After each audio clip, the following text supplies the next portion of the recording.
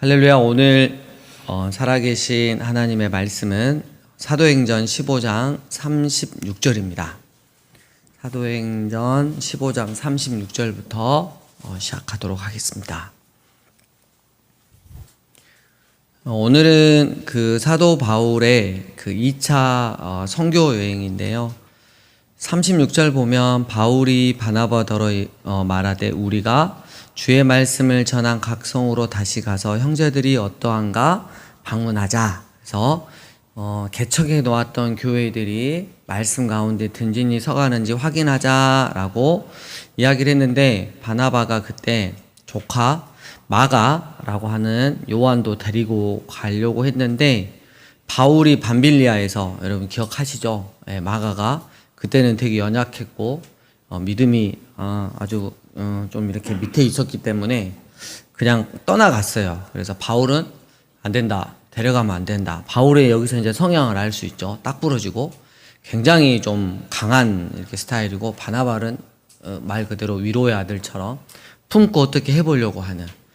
그래서 결국은 39절 서로 심히 다투어 피차 갈라졌습니다. 그래서 좀 특수한 상황이죠. 요즘에 뭐 교회가 갈라진다고 그래서 이 말씀 갖다 대고 이게 하나님의 뜻이다 그러면 안 되고, 이제는 여러분 저를 보시면 바나바는 구브로 섬 이 아래쪽으로 해가지고 선교를 가게 되고, 바울은 바로 위쪽으로 올라가서 틀리면 터키 지역이었기 때문에 이 튀르키예 지역을 선교를 했기 때문에 그 지역을 다시 이렇게 돌면서 쭉 가서 이제는 그곳을 지나면 바로 이제 그리스 유럽의 관문이잖아요.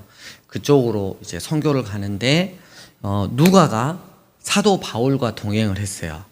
근데 사도행전은 누가 썼다? 누가가 썼어요. 그래서 이제는 쉽게 말하면 바울의 행정만 이제 나오게 되는 거죠. 이것도 하나님의 선하신 뜻이 있다고 저는 믿습니다. 16장 1절 바울이 더베와 루스드라 1차 선교여행 때 있었죠.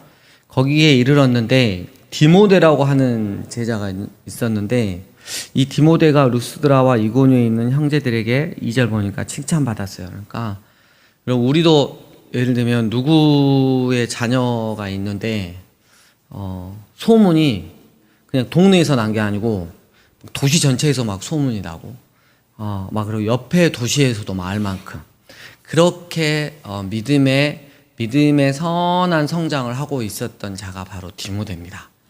디모데를 동역자로 이제 삼습니다. 그리고 6절 성령이 아시아에서 아시아라고 하면 여기 지금 터키입니다. 말씀을 전하지 못하게 하시거늘 그들이 부르기아와 갈라디아 땅으로 다녀가 무시아 앞에 이르렀다. 여러분 저 한 번만 보시면, 무시아는 이제 무시아가 있으면 바로 이제 배 타고 건너가면 바로 그리스예요. 예전에 그리스는 남쪽은 아가야라고 불러였고요. 그래서 남쪽은 주로 여러분들이 잘 알고 있는 고린도, 그리고 북쪽은 마게도니라 그랬어요. 마케도냐라 그랬어요. 위쪽에 뭐 빌립보, 뭐 데살로니가 막 이런 데가 있었던.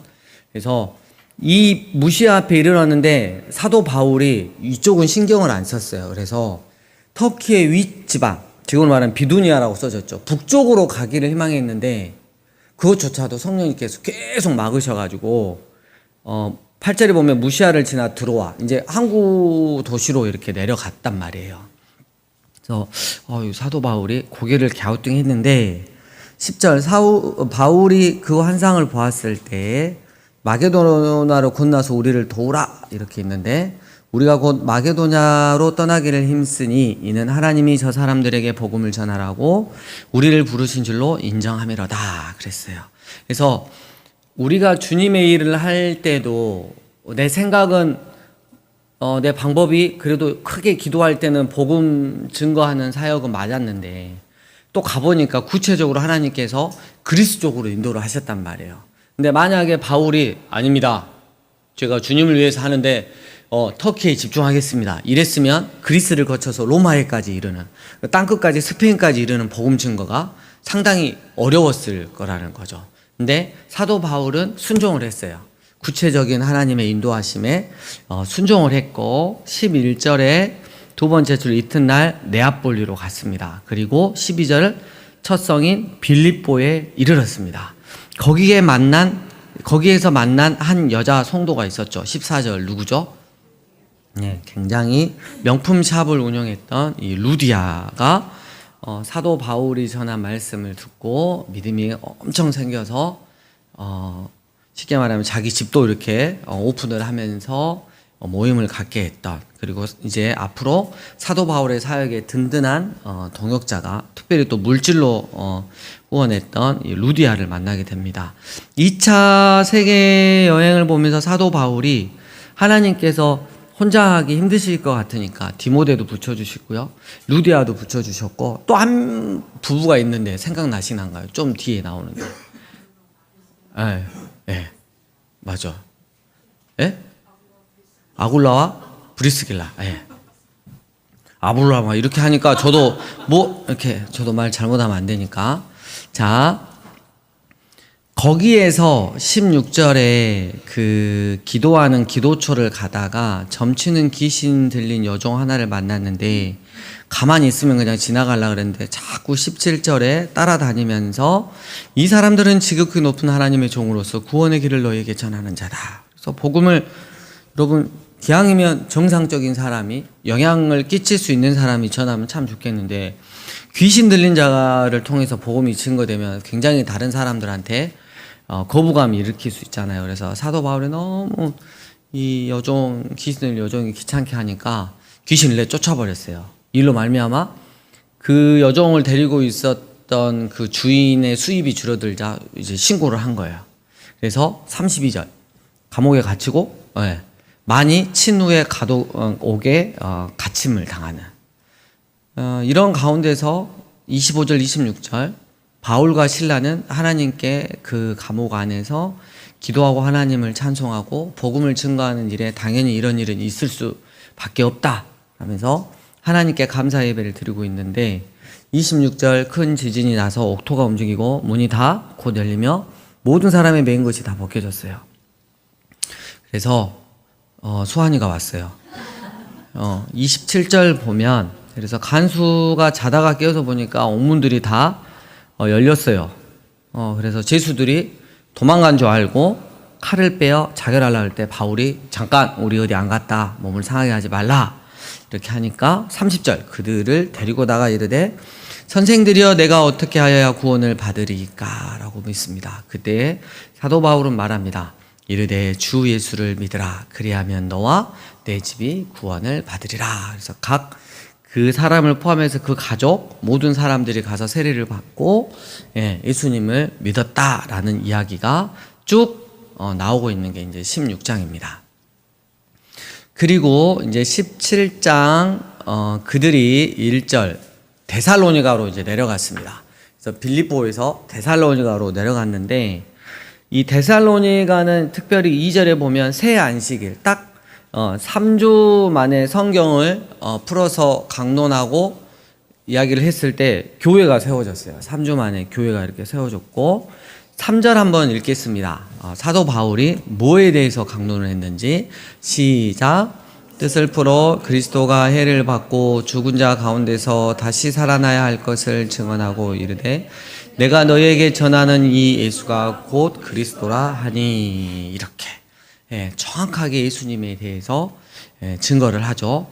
이때 요한계시록도 이지만 혈통으로만 유대인들 있죠. 참 유대인이 아니라 이 사람들이 5절에 보니까 시기를 했어요. 그래서 어떻게든 사도 바울을 통해서 예수님이 증거되지 못하도록, 그리고 그 사도 바울의 걔들 눈으로 보면 세력이 커지지 않도록 방해를 했죠. 그래서 굉장히 위험스러운 상황이었습니다. 그래서 10절에 밤에 형제들이 곧 바울과 실라를 더 밑에 있는 어디 베레아로 보냈어요.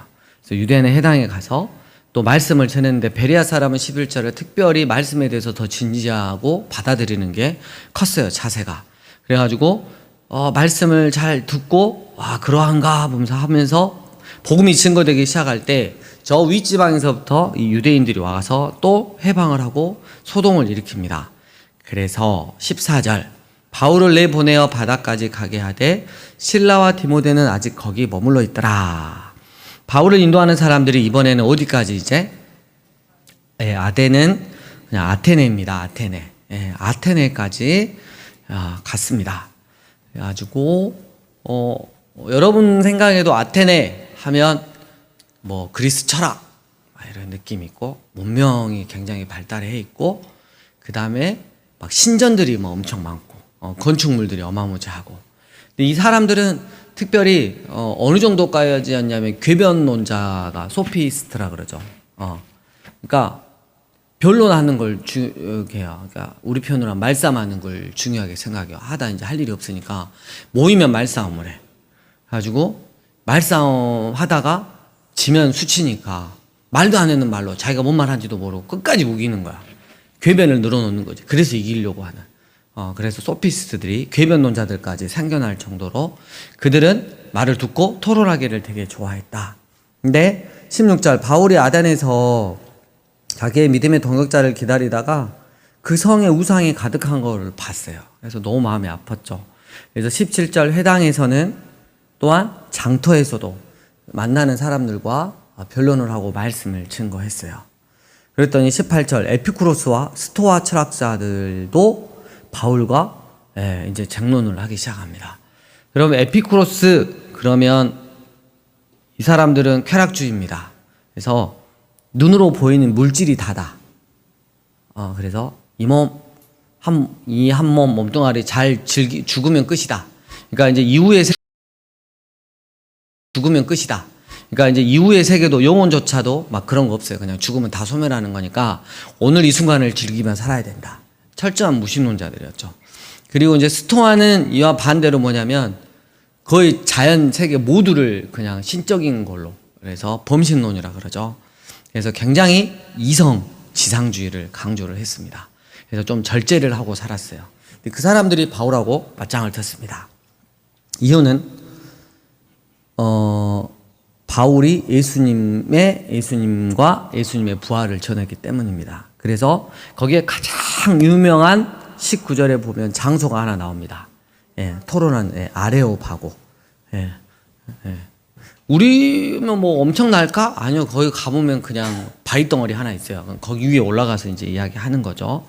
자, 거기 올라가서 사도 바울이 짧은 설교를 하는데요. 24절부터 31절까지 있는데 요거를 우리가 천천히 읽어가면서 여러분이 사도 바울이 되셔서 함께 선포를 해 나갔으면 좋겠습니다. 시작.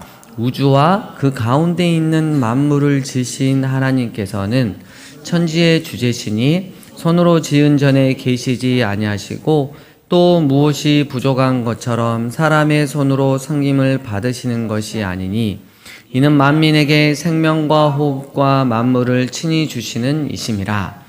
인류의 모든 족속을 한 혈통으로 만드사 온 땅에 살게 하시고 그들의 연대를 정하시며 거주의 경계를 한정하셨으니 이는 사람으로 혹 하나님을 더듬어 찾아 발견하게 하려 하심이로되 그는 우리 각 사람에게서 멀리 계시지 아니하도다.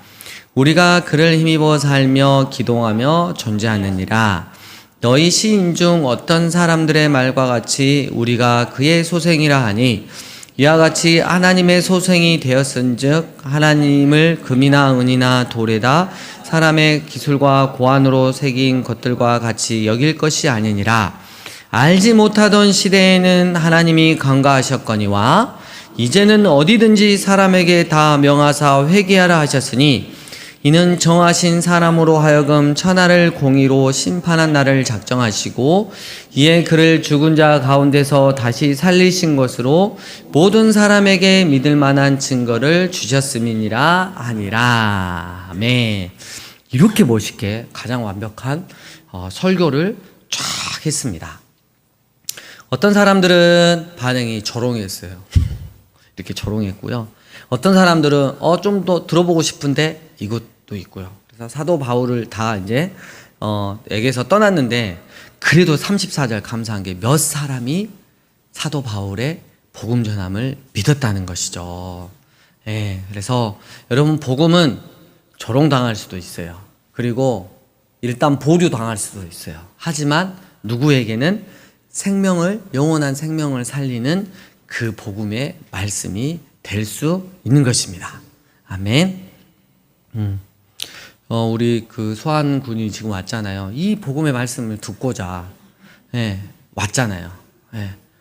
굳이 안 와도 되는데, 다음 주에 봐도 되는데 왔어요. 이유는 이 복음의 말씀이 얼마나 사모가 됐으면, 뭐 끝나고 뭐 야구한다? 뭐 이런 거 아니에요. 오로지 말씀에 저에서 그래서 우리 천유랑 세종이도 있지만 주님의 다시 오심을 간절히 기다리지 수환이를 그렇게 기다리지 않았어요. 분명히 그랬을 것 같아요. 건강한 모습으로 봐서 너무 감사하고, 우리가 다 이렇게 처음에 개척했을 때 생각나서요. 다 요만요만 했는데 이제는 요만요만해요. 요만하는 녀석들이 나중에 결혼해서 또 요만요만한 애들을 또 놓겠죠. 그게 교회인 것 같아요. 그래서 정말 믿음의 대를 이룰 수 있는 믿음의 가정들이, 부모와 자녀들이 그대로, 그래서 아무리 시간이 지나고 세상이 조롱하고 세상이 교회에 어려움을 가한다 할지라도, 그래서 교회가 세상 가운데서 쇠퇴하고 변해간다 할지라도 이 주님의 참교인 강주 삶의 예배인 교회는 믿음의 가정을 중심으로 다 변치 않고 주님 오실 날까지, 날 때까지 귀한 믿음의 선한 싸움을 하였으면 좋겠습니다. 18절 바울이 18장입니다. 바울이 아덴을 떠나 이제 고린도로 갔어요. 여러분, 이게 저 보시면 빌립보부터 이제 내려갔잖아요. 이렇게 데살로니가, 뭐 베레아, 아덴, 그리고 저 남쪽으로 이제 내려간 고린도까지. 그래서 북쪽에서부터 남쪽까지 내려간 거예요. 누구 때문에? 1차적으로는 하나님의 섭리예요. 복음 전함을 했지만 누구를 사용했냐면 식이 많은 유대인들을 사용해서 그렇게까지 내려가게 하신 거예요. 그래서 돌아보면 다 하나님의 은혜인 거죠. 거기서 여러분이 아까 했던 사람이 나옵니다. 아굴라와 그의 아내 브리스길라 함께. 근데 3절 생업이 같음으로 함께 삶의 일을 하니 그 생업은 천막을 만드는 것이다 이랬어요. 그래서 사도 바울은 늘상 이제 교회로부터 우리는 그 사렙이라 그러죠. 먹고 살 수 있을 정도의 그런 걸 하지만, 할 수만 있다면 사도 바울은 직업을 같이 병행하면서 교회에 짐을 주지 않고 선교비를 자기 스스로 많이 마련하려고 했던. 하지만 또 교회가 다른 어려운 데를 돕거나 또 선교를 할 때 함께 하자고 손을 내밀었다. 그래서 사도 바울의 이런 그 모습들을 보면서 선교에 나는 받는 것보다 주는 것이 좋다라고 고백을 하잖아요. 그래서 사도 바울 참 멋있는 것 같아요. 그래서 거기서 이제 고린도는 섬입니다. 그래서 굉장히 그 부유한 섬, 우리로 하면 뭐 부산과 같고 인천과 같다 그래야 되나요? 그래서 굉장히 잘 살고 능력 있는 사람도 굉장히 많았어요. 근데 굉장히 또 섬이기 때문에 우상이 셌단 말이에요. 그리고 사람들이 거칠었어요. 그래서 많이 쫄아갖고 있는데 5절에 실라와 디모데가 마게도냐로부터 북쪽으로부터 내려왔어요. 그래서 바울이 하나님의 말씀에 이제 붙잡혀 더욱더 힘을 내서 유대인들에게 예수는 그리스도라 밝히 증언했다. 그래서 함께 할 때 복음의 시너지, 그리고 복음을 더 담대히 증언할 수 있다는 거, 우리가 늘 또 기억해야 되고, 함께 할 때 내가 빠져버리면 괜찮겠지 아니고, 모두가 함께 할 때 복음의 시너지는 더 크게 일어난다. 그래서 사도 바울이 복음을 전하면서 이 고린도 교회에 얼마 정도 있어야 될까, 그리고 굉장히 많은 어려움도 있는데 이랬는데 9절 10절에 자, 우리 한번 읽어보도록 하겠습니다. 시작. 밤에 주께서 환상 가운데 바울에게 말씀하시되 두려워하지 말며 침묵하지 말고 말하라. 내가 너와 함께 있음에 어떤 사람도 너를 대적하여 해롭게 할 자가 없을 것이니 이는 이 성중에 내 백성이 많음이라 하시더라. 아멘. 그래서 무려 1년 6개월 동안 머물면서 그들 가운데서 하나님의 말씀을 가르쳤습니다. 수많은 영혼들을 교회 앞으로 이렇게 인도했죠. 그때 저 윗지방에서 개척했던 데살로니가 교회에 대한 소식이 들려옵니다. 그래서 우리는 거기다가 데살로니가 전후소를 써놓고 가야겠죠. 오늘 수환이가 왔기 때문에 좀 더 하겠습니다. 보내는데 데살로니가 전후서까지 가겠습니다. 나중에 끝나고 이놈 시키 네가 와갖고 우리가 늦어졌다고 그렇게 핍박을 가하면 안 됩니다. 이 데살로니가 전서는 위로와 소망의 메시지입니다. 그래서 특별히 책망이 없습니다. 데살로니가 교회가 그렇게 3주 만에 교회가 세워졌는데 그 유대인들의 시기와 질투, 사람들의 그 가하는 그 핍박에 있어서 너끈히 견뎌냈다는 거예요. 그리고 주님의 교회로 성장하니까 6절에 보면 너희는 많은 환난 가운데서 성령의 기쁨으로 말씀을 받아 우리와 주를 본받는 자가 되었다. 그러므로 너희가 마게도냐와 아가에 있는 모든 믿는 자, 북과 남의 모든 믿는 자의 본이 되었다. 8절 두 번째 줄, 하나님을 향하는 너희 믿음의 소문이 각처에 퍼졌다라고 칭찬을 합니다. 그래서 그 이야기를 이렇게 쭉 하고요. 그래서 사도 바울이 봤을 때 얼마나 오지고 행복했을까요? 그래서 그 이야기를 합니다. 그래서 7절에 보면 2장 7절 우리는 그리스도의 사도로서 마땅히 권위를 주장할 수 있으나 도리어 너희 가운데서 유순한 자가 되어 유모가 자기 자녀를 기름과 같이 너희를 대하였다. 우리가 이같이 너희를 사모하여 하나님의 복음뿐만 아니라 우리의 목숨까지도 너희에게 주기를 기뻐하면 너희가 우리의 사랑하는 자가 됨이기 때문이다 라고 이야기를 합니다. 13절 이러므로 우리가 하나님께 끊임없이 감사함은 너희가 우리에게 들은 바 하나님의 말씀을 받을 때 사람의 말로 받지 아니하고 하나님의 말씀으로 받음이니 진실로 그러하도다. 이 말씀이 또한 너희 믿는 자 가운데서 역사한다 라고 이야기를 하면서 19절 우리의 소망이나 기쁨이나 자랑의 면류관이 무엇이냐? 예수님께서 강림하실 때 다시 오실 때 우리 주 예수 앞에 너희가 아니냐? 너희는 우리의 영광이요 기쁨이다 하고 너무 지금 행복하죠? 그러면서 2절 두 번째 줄 디모데를 보낸다. 이는 너희를 굳건하게 하고 너희 믿음에 대하여 위로함으로 아무도 이 여러 환난 중에 흔들리지 않게 하려 합니다. 8절 너희가 주 안에서 굳게 선즉 우리가 이제 살리라 라고 이야기를 쭉 하면서 4장 되게 칭찬과 위로가 있죠. 4장 끝으로 이러면서 3절 하나님의 뜻은 이것이니 너희의 뭐다? 거룩합니다. 그래서 거룩함이라고 하는 건 뜻이 두 가지가 있지만 여기에서 거룩함은 구별입니다. 여전히 세상 가운데 살지만 세상 사람들처럼 사는 게 아니라 하늘나라에 속한 천국인으로 사는 거. 이게 거룩함이죠. 그래서 우리 교회 성도들에게 요구되는 게 바로 이 거룩함입니다. 구별된 삶. 세상 가운데서도 뭔가 다른 아주 레벨이 다른 그런 하나님을 사랑하는 삶을 살아야 합니다. 그러면서 16절 보면 이제 언제까지 그래야 되냐? 주님 다시 오실 때까지 그래야 된다. 그런 이야기가 이제 쭉 되겠죠. 그래서 주께서 호령과 천사장의 소리와 하나님의 나팔 소리로 친히 하늘로부터 강림하실 때가 올 것이다.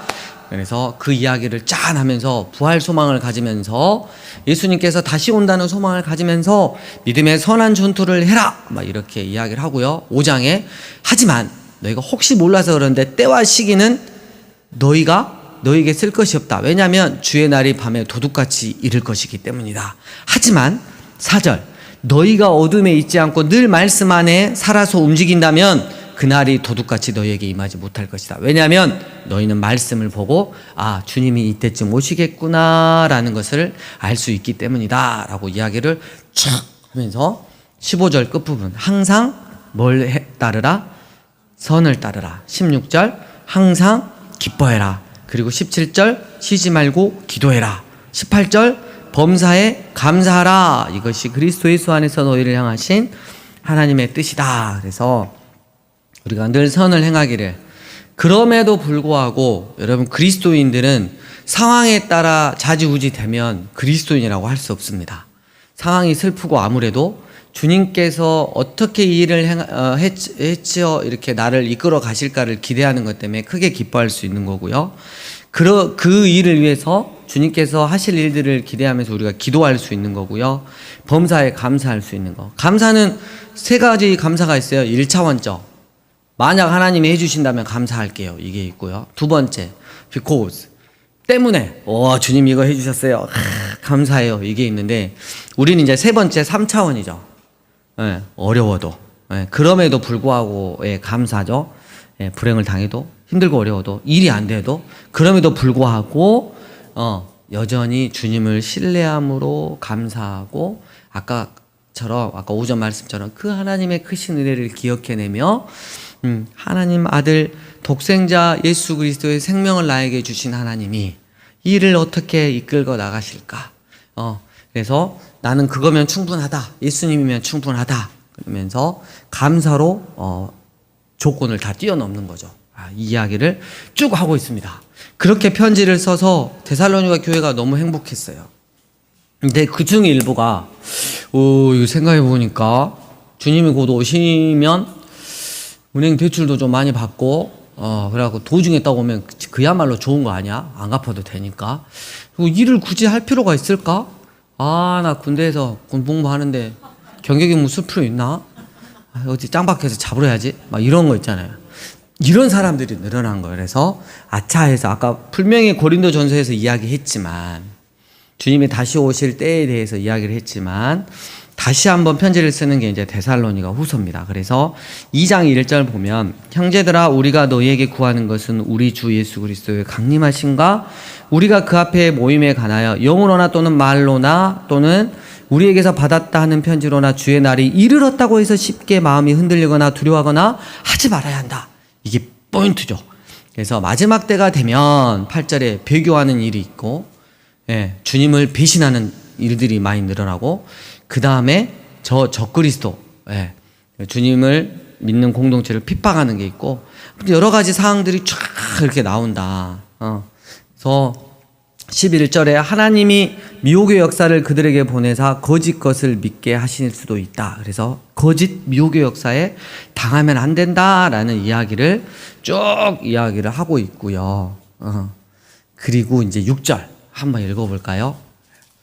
3장 6절 시작.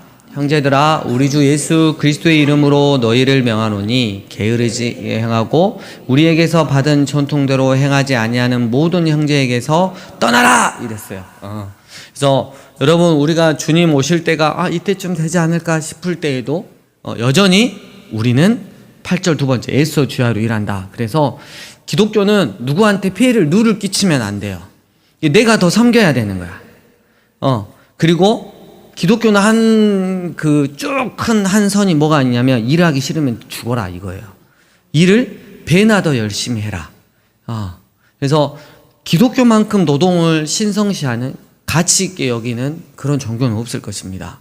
그래서 마지막 주님 오실 때까지 항상 성실한 모습으로 절대 누구한테 해를 끼치지 않고 게으른 모습 보이지 말고 성실함으로 오늘 하루를 믿음으로 살아내라 라고 말하는 게 데살로니가 후서입니다. 11절 우리가 들은즉 너희 가운데 게으르게 행하여 도무지 일하지 아니하고 일을 만들기만 하는 일 안 하는 것도 배기 싫은데 일만 만들어 놓고 빠진 건 진짜 대배기 싫잖아요. 이런 자들에게 우리가 명하고 주 예수 그리스도 안에서 권하기를 조용히 일하여 자기 양식을 먹으라 하노라. 가서 이렇게 이야기를 하면서 데살로니가 교회가 주님의 말씀 앞에 든든히 서 가기를 간절히 바라는 마음으로 사도 바울은 이렇게 편지를 썼습니다. 이번 한 주 동안 말씀을 통해서 또 은혜 받으시길 바랍니다.